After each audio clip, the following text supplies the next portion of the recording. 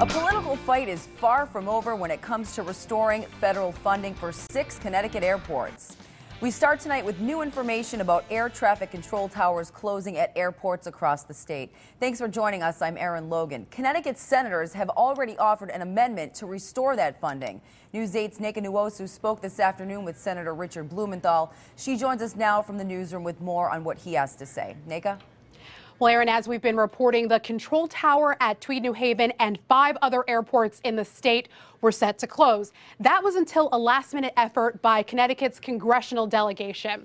Now, an amendment proposed by Senators Richard Blumenthal and Chris Murphy passed unanimously in the Senate early this morning. Now, their amendment makes it easier to keep federal money for air traffic control towers with no extra cost to taxpayers. Now, as we've been reporting, the FAA was set to close Connecticut airport control towers and 143 others in the country as part of the budget sequester. But Blumenthal says passing the amendment and keeping those control towers shows just how important the towers and airports are to local economies. We must do everything possible to assure that those control towers at Tweed and at airports around Connecticut continue so that we retain those jobs and move economic growth forward, but also public safety is at risk.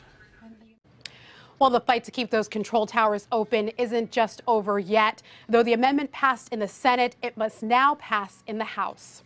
Live in the newsroom tonight, Nneka Nwosu, News 8.